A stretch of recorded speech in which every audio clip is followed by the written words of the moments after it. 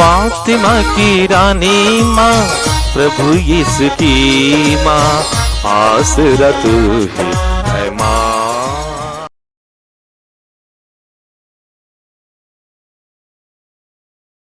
पहला पाठ विधि विवरण ग्रंथ, अध्याय 34, पद संख्याएं 1 से 12 तक।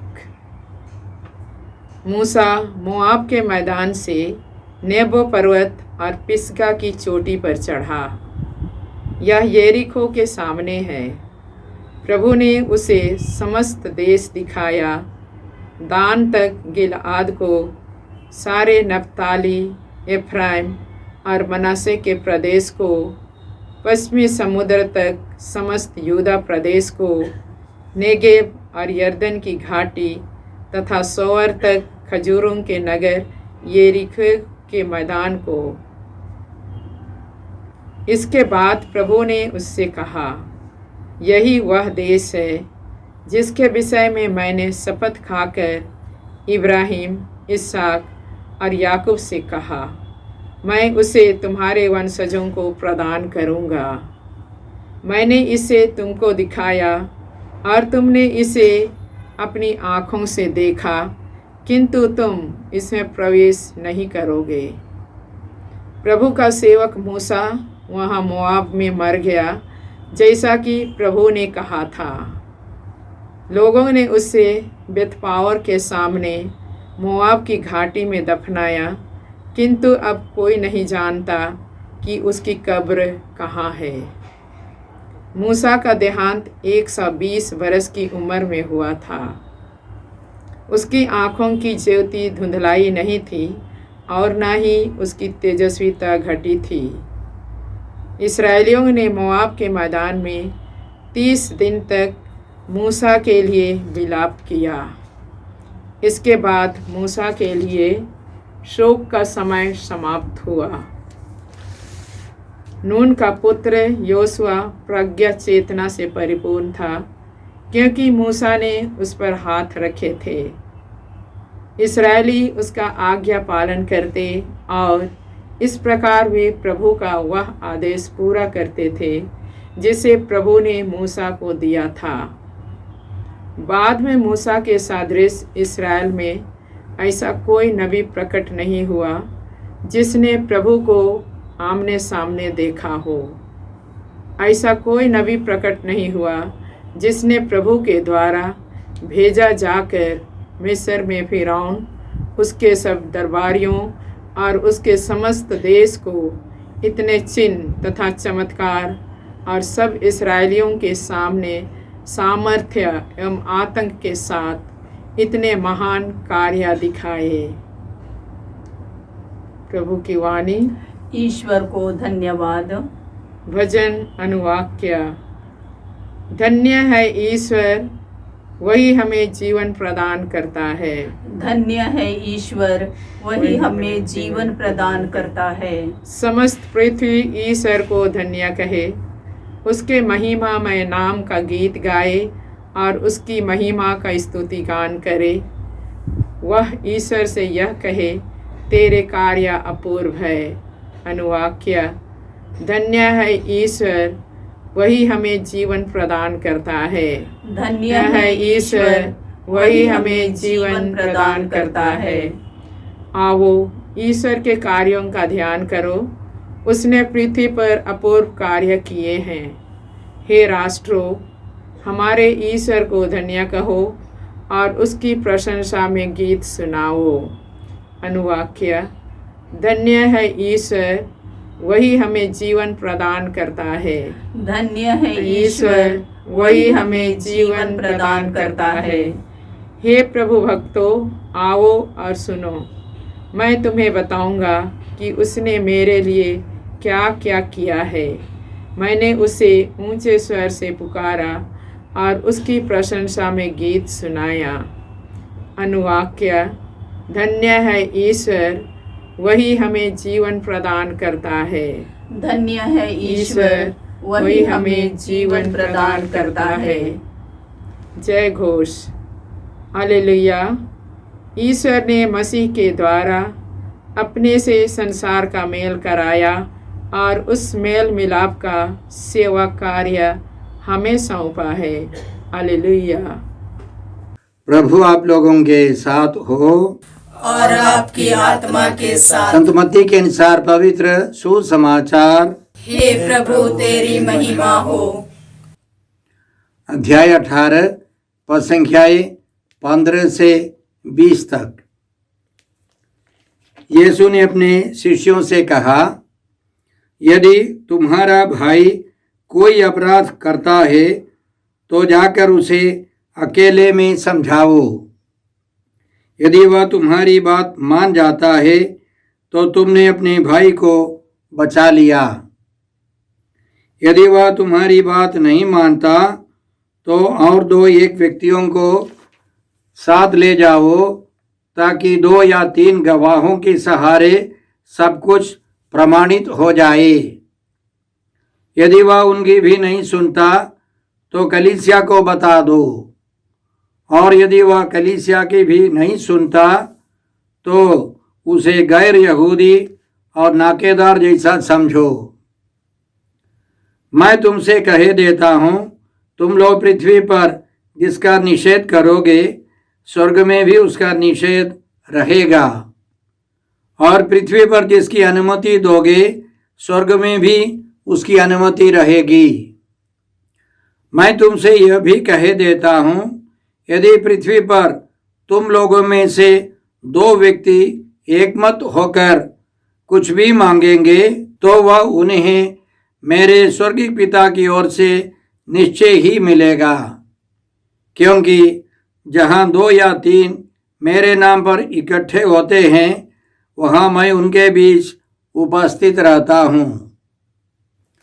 प्रभु का सुसमाचार। हे क्रिस्त तेरी स्तुति हो। क्रिस्त में प्रिय भाई और बहनों, आज का पहला पाठ विधि विवरण ग्रंथ से है। अध्याय 34 पद संख्याएं 1 से 12 तक। इसमें हमने सुना, मूसा मोआब के मैदान से नेबो पर्वत और पिस्गा की चोटी पर चढ़ा।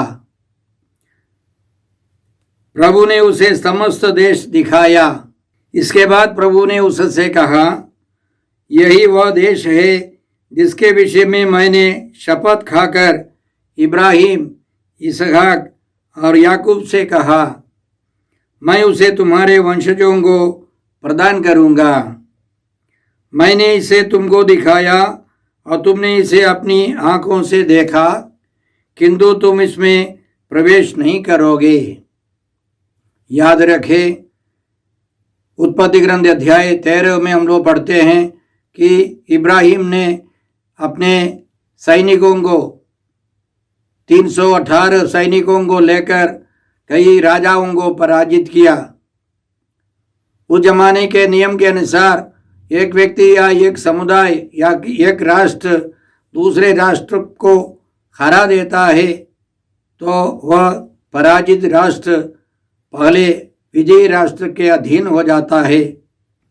कई पढ़े लिखे लोग, विशेष करके नास्तिक लोग, शिकायत करते हैं कि ईश्वर अन्यायी है, एक देश को पराजित किया है, एक देश को कब्जे में लाने के लिए अनुमति दी है ईश्वर ने। लेकिन उस जमाने के नियम के अनुसार वह सारा देश, कनान देश, इब्राहिम और उनके वंशजों का है। इसलिए ईश्वर ने उनको वहाँ, इस्राएलियों को वहाँ जाने दिया। मूसा नेबो पर्वत पर चढ़कर कनान देश को देख सका, लेकिन वहाँ जाने की अनुमति नहीं मिली। क्यों? बाइबल पंडित लोग हमको समझाते हैं कि जब कभी हम पाप करते हैं शैतान हमारे ऊपर हावी हो जाता है, हम शैतान के कब्जे में आ जाते हैं। यदि ईश्वर ने मूसा को क्षमा कर दिया तो शैतान आकर ईश्वर से चुनौती दे सकता है, मैंने भी पाप किया लेकिन तूने मुझे दंड दिया, मूसा को क्यों क्षमा कर दिया? याद रखे, उस जमाने में प्रभु यीशु नहीं थे, उनका दुख भोग मृत्यु और पुनरुत्थान नहीं हुआ है। प्रभु यीशु ने हमारे पापों के प्रायश्चित के लिए कर्ज नहीं चुकाया था। इसलिए न्यायीश्वर ने मूसा को दंड दिया, वहां जाने की अनुमति नहीं दी। संत मत्ती के सुसमाचार अध्याय 17 में हम पढ़ते हैं कि प्रभु यीशु एक ऊंचे पहाड़ पर गए अपने 3 प्रेरितों के साथ, पेतरुस, यूहन्ना और याकूब के साथ। वहाँ उनका पूरा व्यक्तित्व, पूरा शरीर रूपांतरित हो गया और उनके अगल बगल में मूसा और एलियस प्रकट हो गए। उसी प्रकार यीशु के टाइम में, यीशु के समय मूसा को मौका मिला आत्मा के तौर पर कनान देश में प्रवेश करने के लिए। वहाँ परंपरा के अनुसार ताबोर पहाड़ पर प्रभु यीशु ने अपने प्रिय मूसा को अनुमति दी कि वहाँ आने के लिए, उनके साथ बातचीत करने के लिए।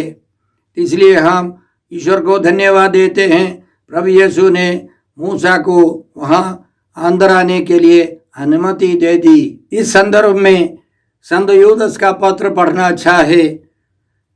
पद संख्या 9 में हम लोग इस प्रकार पढ़ते हैं, जब महादूत मिखाएल शैतान से वाद विवाद कर रहे थे और मूसा के शव को लेकर उससे संघर्ष कर रहे थे, उन्हें शैतान को निंदात्मक शब्दों में दोषी ठहराने का साहस नहीं हुआ। उन्होंने इतना ही कहा, प्रभु तुझे दंडित करे। तो जरूर एक संघर्ष हुआ है मूसा के दफन के पहले शैतान और मिखाइल के बीच में। इससे हम अनुमान लगा सकते हैं कि ईश्वर ने मूसा को दफना दिया। इसलिए आज के पहले पाठ में हमने यह भी सुना, मूसा का देहांत 120 बरस की उम्र में हुआ था।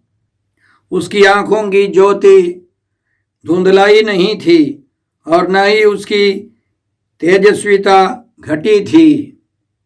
इस्राएलियों ने मोआब के मैदान में 30 दिन तक मूसा के लिए विलाप किया।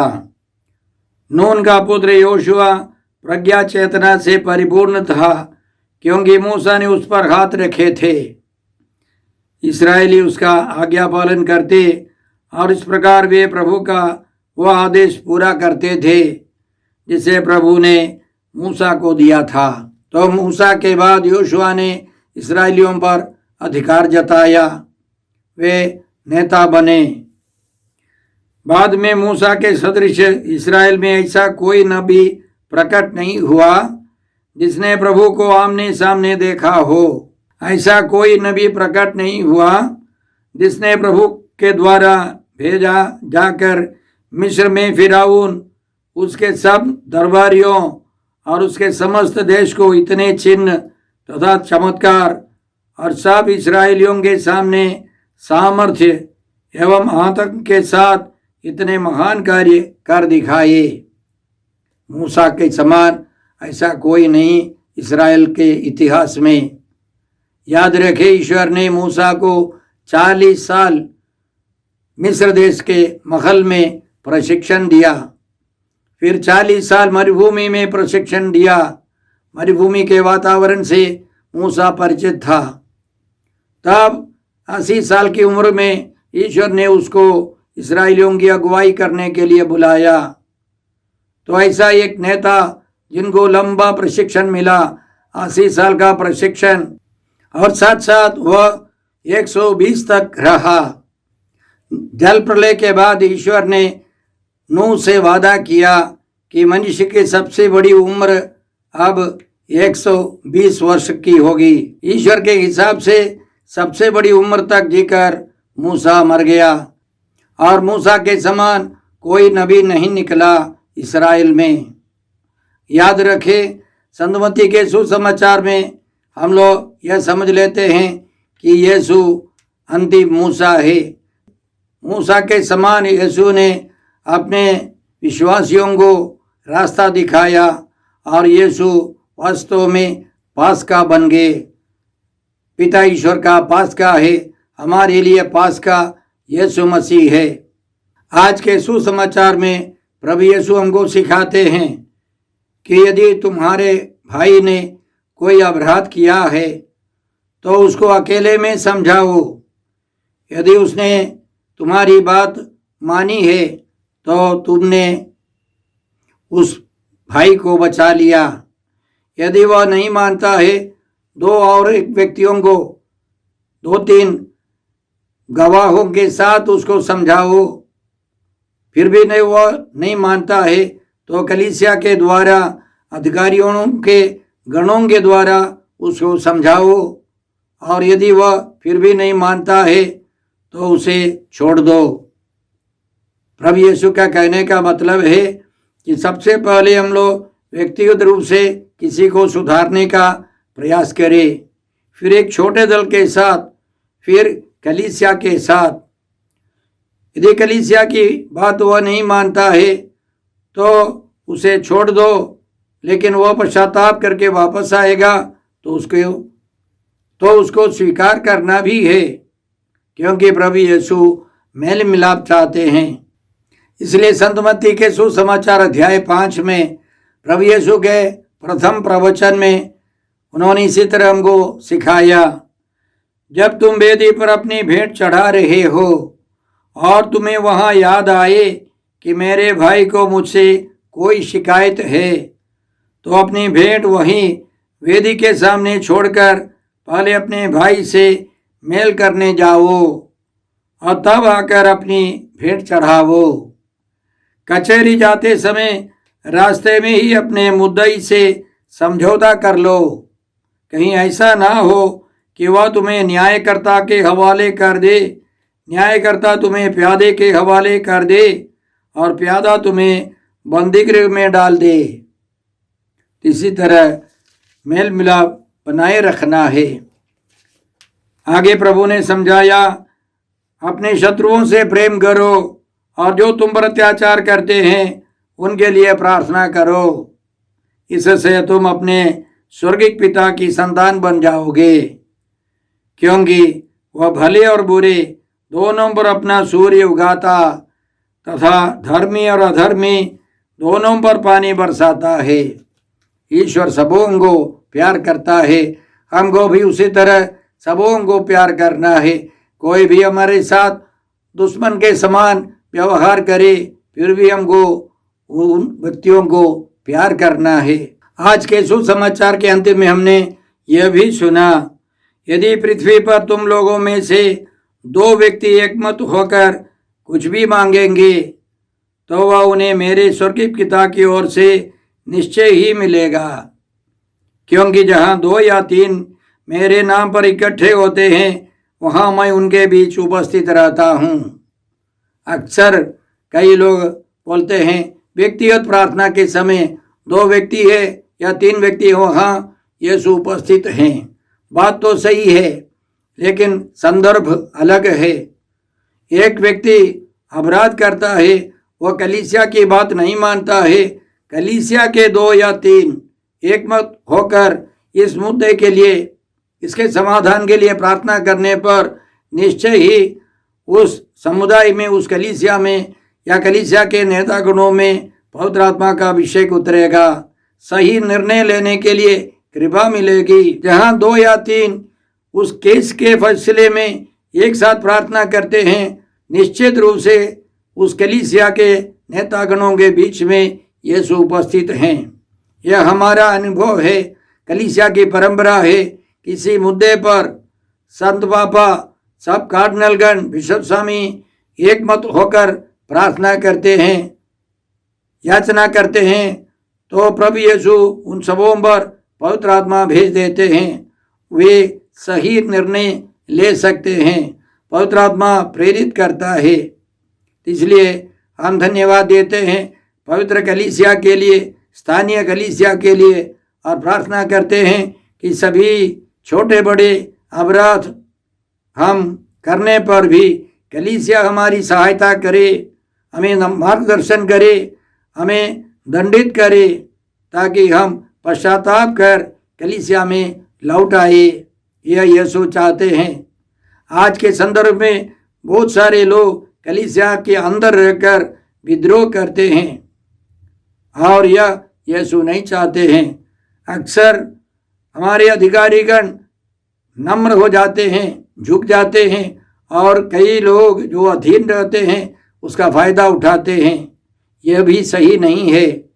हम प्रार्थना करें कि मूसा के समान महान नेतागण हमारी कलीसिया में हो और योशुआ के समान उनके उत्तराधिकारी निकले, और इस्राएलियों के समान हम भी मूसा के अधीन रहे, कलीसिया के अधिकारियों के अधीन रहे। हम लोग इन सब कृपाएं मांगते हैं।